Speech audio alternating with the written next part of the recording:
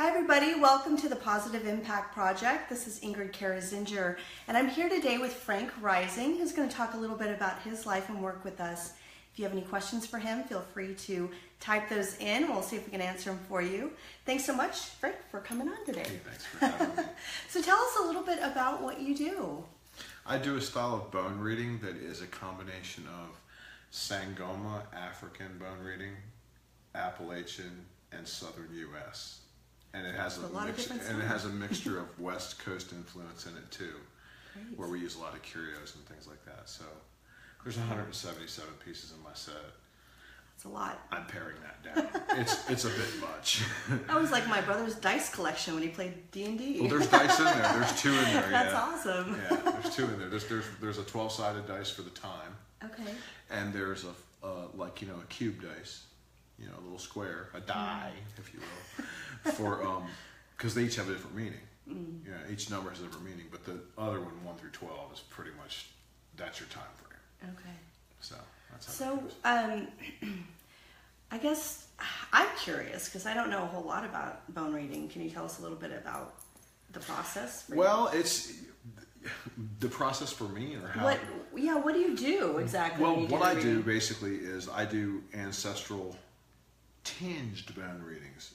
I can't say that I do ancestral readings. I do ancestral tinged bone readings because what I do is I have 2 shells for the mother and the father, and then 2 shells for the paternal grandparents and the maternal grandparents.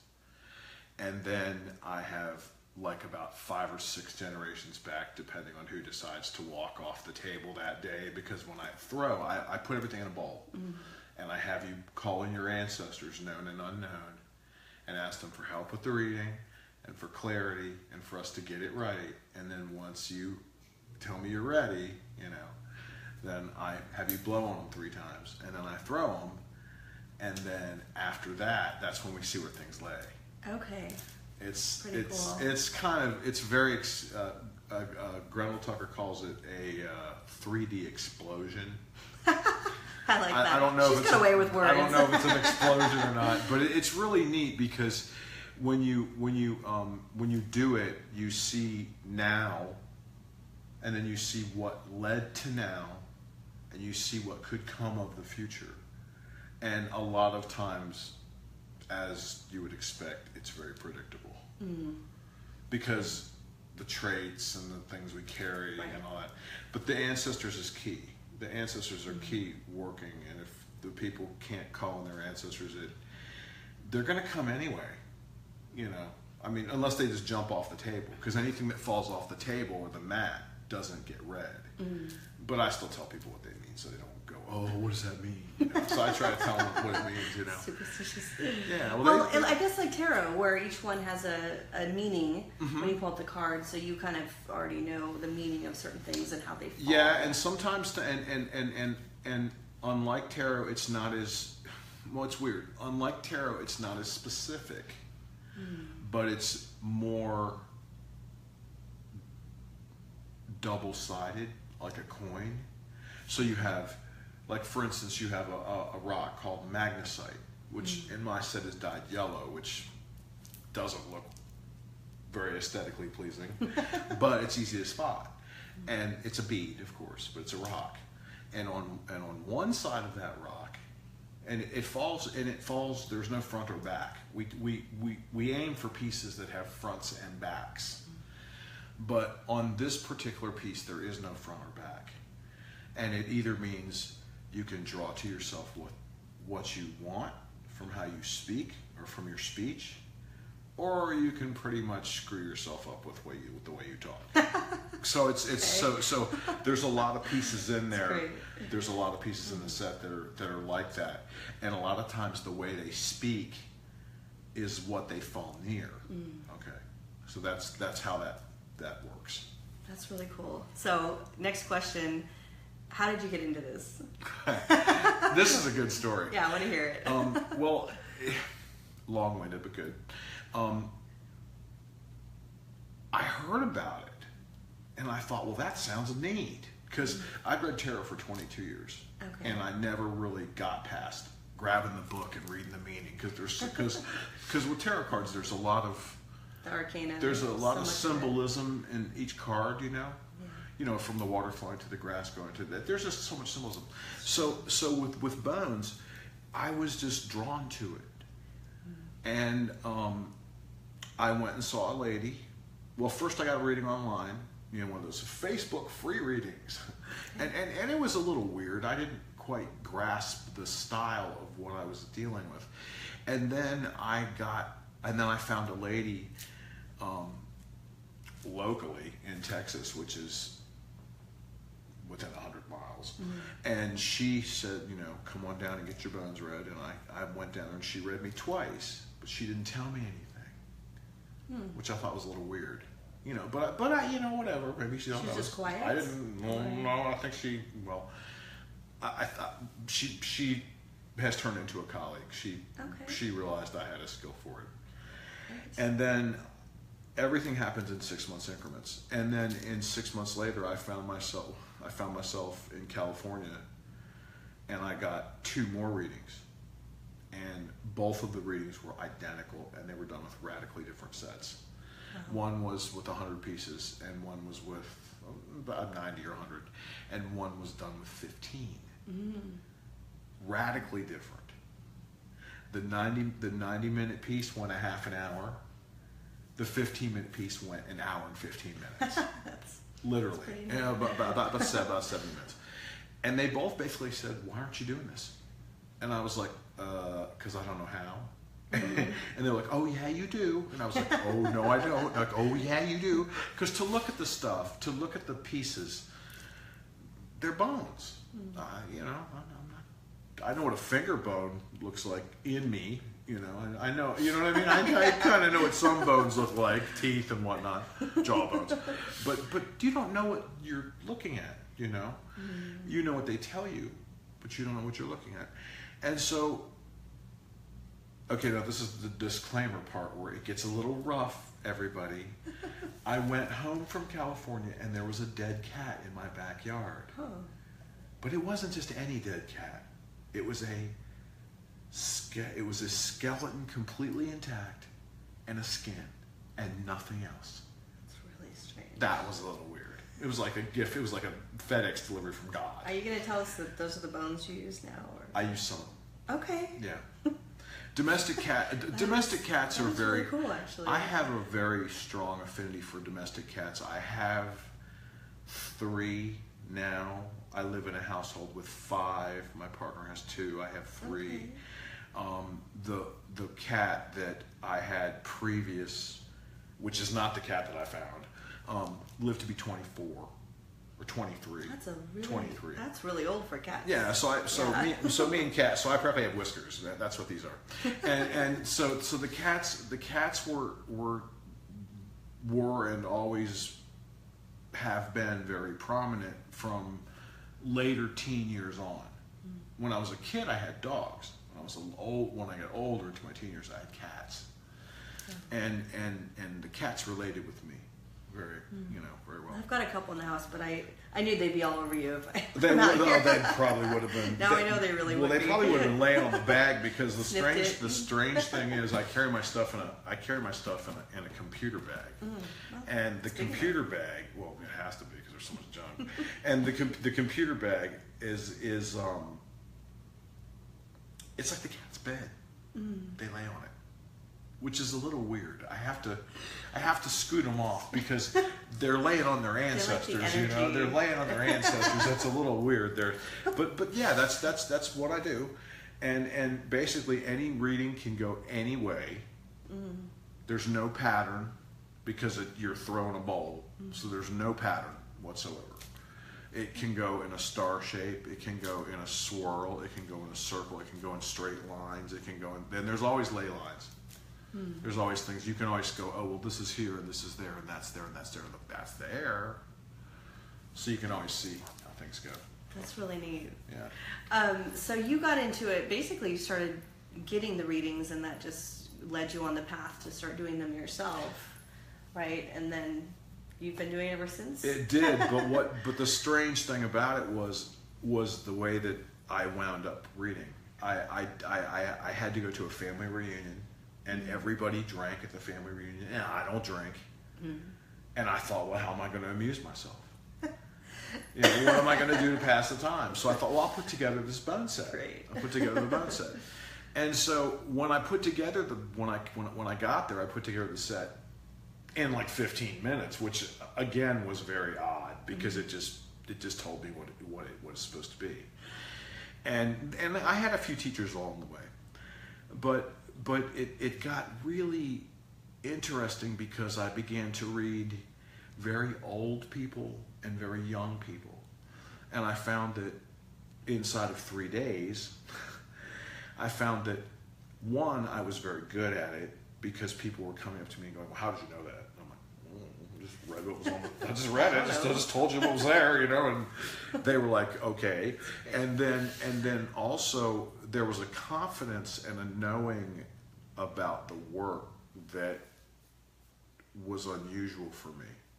Had never been in anything I'd ever done. It certainly wasn't in tarot. I mean, I can look at it and tell you what it is, usually, you know, what it means. But with bones, I can just go, oh, I see that, you know, just insert whatever, you know, and it was really, really natural. So the turning point was about 2 days in, 2 days in, 2 days in, I was reading a 17-year-old boy, and his father was watching me from across the room.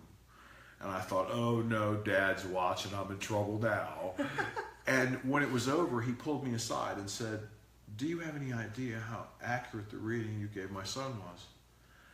And I said, no, I really don't, because I just read what's on the table. And I don't hesitate, and I don't feel any hesitation. It just comes out. And he was like, well, here's what happened. And basically, I got it completely right. And I was like, well, that's kind of miraculous and amazing. And then I just kept going. And then 6 months later, I started working at Centerpoint. I went to interview with Grendel at Centerpoint. And then actually, I went to interview with Jewel at Pixies in 10. Oh, okay. And before I left that day, I was hired by Grendel. Great. So the next week I started for both of them. One on one day, one on the next day. And then I worked there for almost a year and a half, almost a year. And then another shop opened up in town, and I went to work there. Great. And then there was a big falling out with the management, with like the internal structure. Basically there were two guys, and they had a parting of ways, and their parting of ways was not exactly amicable. And it was either stand around and get questioned for why I stood around, or just take off. So I took off because I felt like I had to. And it turned out to be the best. It really turned out to be really turned out to be the best, because within 2 weeks I was working for a psychotherapist. You know, doing backups. Like, she would do an assessment, and then she would send them to me for, you know, an assessment if they were open to it, and then it would corroborate or, you know, verify what she had found or whatever. And well, that was my next question, is what you're doing right now, and how people can find you, come see you. Well, right now I'm working at, I'm just on the baby steps of opening my own place. Great. Which will be in the Woodlands. Okay. And it'll be at a place called the Woodlands Professional Building, I think, or something, which is a house, you know, it's basically a house. And then there's also going to be assorted days I will go do other things. Now, the other thing that's happened since then is I have started working in New Orleans. Great. And I have, because the tradition falls in that. I was going to say, where the roots? Yeah. Are they more Cajun, or what is it? Well, they're African. Okay, basically. that's right. You were telling me there's different styles, and you kind of Yeah, combine them. and the lady who taught me a style. She was a African lady from California, and she taught me a style that was very modernized, if you will. And then the other man who I worked with was very traditional. And I liked hers because of the thoroughness and the tactile method, I guess, of being like, oh, that means that, oh, that means that, oh, that means that. But I liked his method because it was very pure to the tradition. So I read her, I worked her style, so I mixed them together. And I read her style for, well, I still do. That's the majority of what I do. But just recently, I went into my strangely ever enlarging basket of bones, and that's another story. And I've decided that I'm going to just do pretty much traditional bones and roots. And when I say ever enlarging, I don't know where these things come from. I have a bag at home and a basket, and I tell you, I look in those baskets and they're filled to a level, and I look back in them later and there's stuff in there that I don't ever recall where they came from. I don't know how they made it there. Wow. I don't know if they just sprouted up or what. The most recent one was a turtle shell, which I found very, almost disturbing. I love turtle. Well, it's it's a little box turtle. It's nothing major. Yeah, but it's not big enough to throw from. It's not big enough to use for a bowl. You see. Because cats are bringing these things. I use this bowl. I use this bowl right here. Right, that's the bowl right here. But the thing is that this bag just keeps growing. Now it's 3 bags. I don't know where they're coming from. I literally don't know. I know. I can remember 3 pieces that I was gifted. And of course, you find things. Well, I find things. Bones just appear. I'll probably walk out of your space and I'll probably find a dog paw or something. I don't know. But there's always something, that always comes about. It's funny. I'll say things like, "I need an armadillo," for whatever strange reason. I might need an armadillo bone, and 3 days later there'll be a dead armadillo in my driveway. Well, in my experience, I know these it things sounds happen. really weird. And, I live in a weird world too. and, I get it. And people people are either very receptive to the bones, or they're very scared of the bones, or they ask me the fun question: "Do you read my bones?" Well, no, I can't really. I'm not an X-ray technician. No, But that's pretty much how it happened. Okay. And I've been going ever since, and now I'm reading. I read over the phone. I'm fixing to set up Skype. I had a laptop and it was not Skype happy. And Facebook. I've done some Facebook face calls. It's so easy. You just go on there and that's I something love Facebook. I haven't done the Facebook thing yet, where I've done the calls, because much like with this, you have your tripod set. I have to have something that shines down on the table. Yeah, that's. And then they want to see me too, because they want to, and that's and it's funny because when I read, I use a porcupine quill to turn things, or to because sometimes when you're using 177 pieces, they clump together, so you got to pick through. But then sometimes they spread way out, which is another reason to do the smaller set, because then it's just like boom, and it's just right there. And I had been toying, I say toying, but not really toying, I guess. I had been reading with the smaller set for a week or two. Like I'd putting it together, and I put the roots in there and got it together. And I threw it down and I went, oh, well, that just looks like a bunch of stuff. That didn't make any sense. And then the third time I did it, I went, oh, look at that. There's that and that and that, and that. And I was like, oh, okay, so this is going to work. This is going to work. It's just a matter of refining it, you know. Okay. But even still, I do sortilege throws where I grab it, where I reach in. I have, because the pile I have is huge. I reach in and grab some and throw them down, and I can pull an answer out of that. I do yes and no's. But primarily I do situationals, and I do ancestrals. Okay. I can tell people who walks with them, not to the specifics that some readers can, because I can, I don't go, there's a blonde-haired, blue-eyed man probably on your father's side. It's not like that with me. It's your mother's father is the one who stays with you, or your mother's father is the one who protects you against this or that, or you get your skills from your mother's mother comes from, Okay. Things like that. Great. That's how that works. So if somebody wants to book a session, what do they do? What is your website, contact? Well, the best way to get a hold of me is on Facebook. Okay. And and there's two pages. When I started out, I started using Brother Raccoon because raccoons love me. I love raccoons. They love me.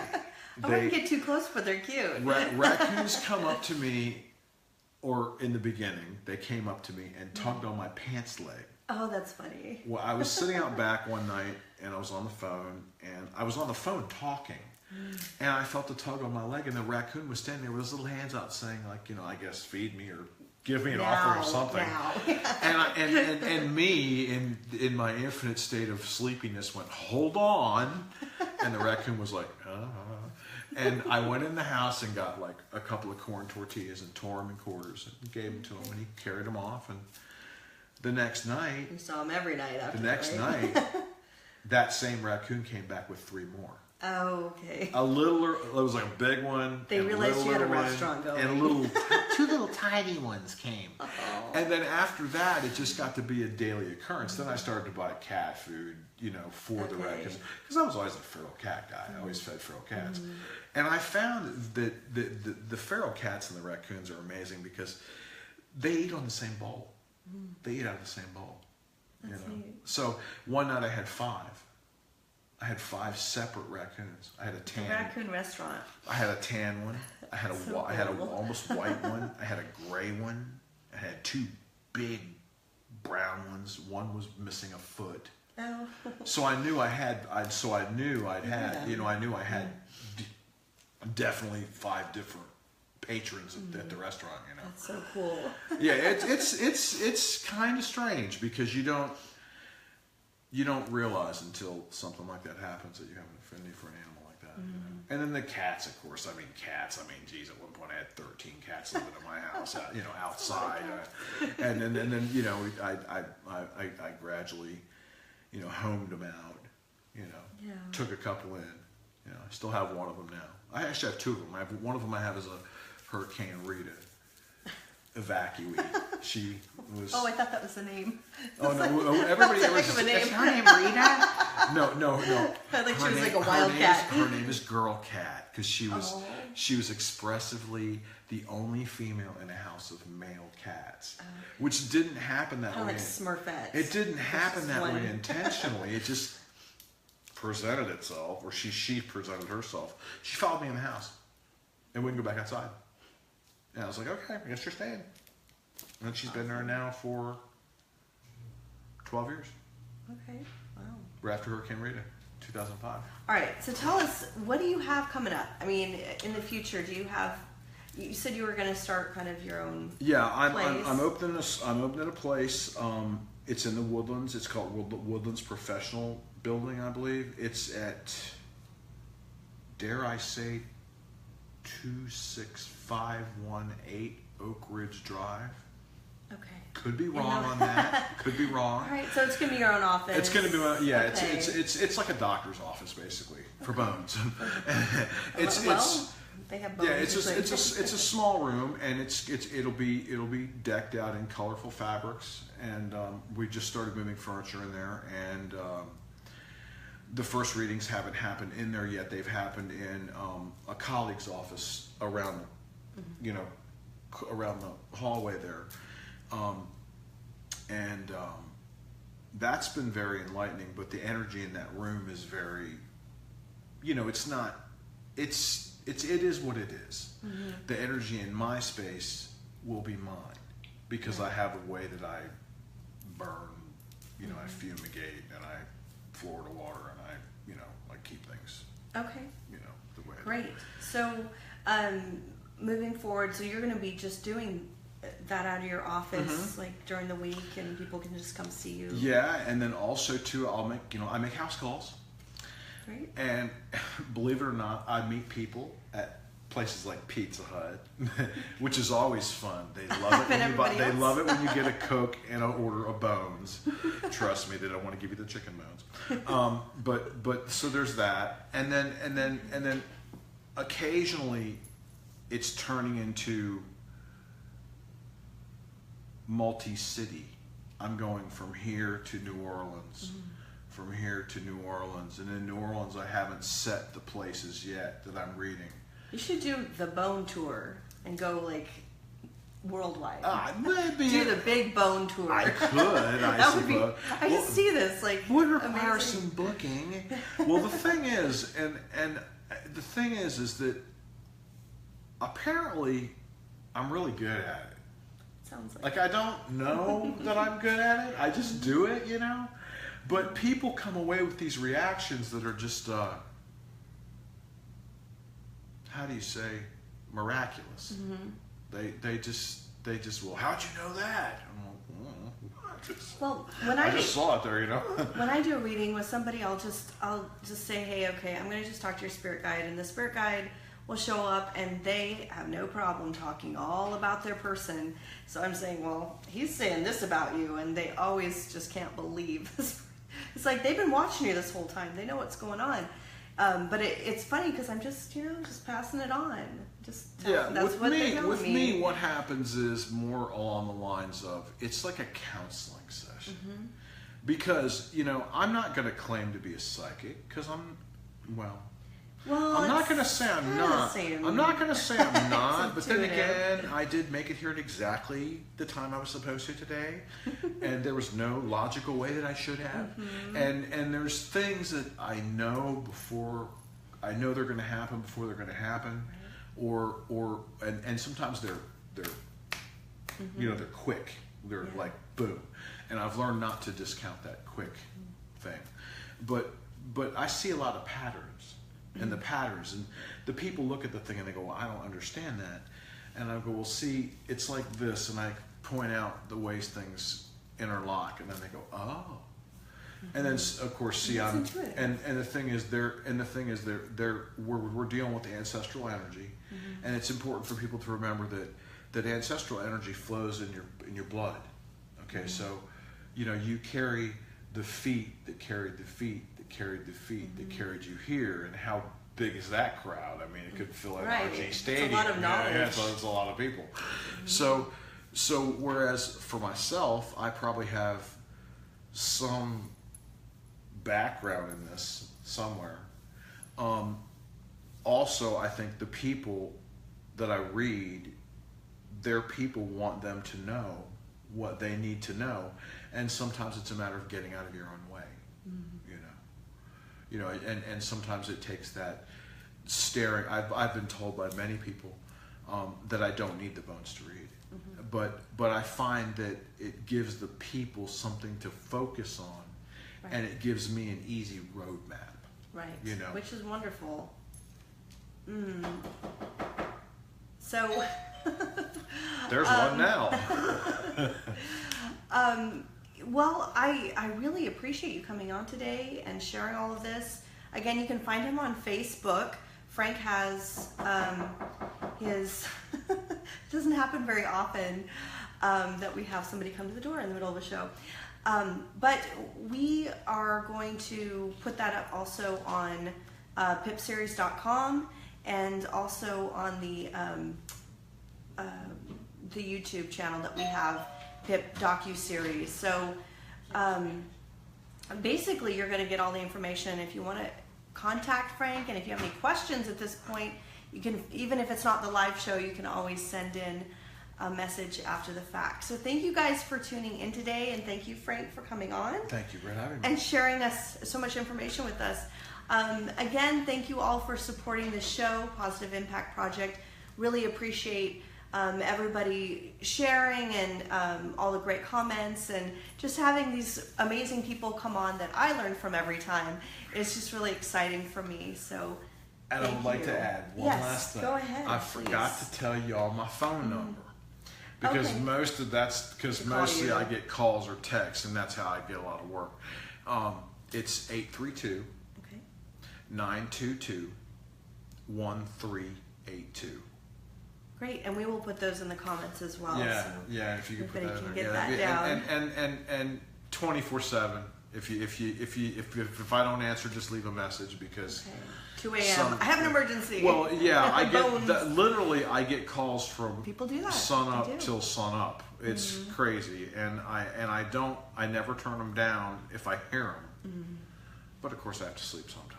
Yeah, so. Sleep is important. So but that's pretty much what it is.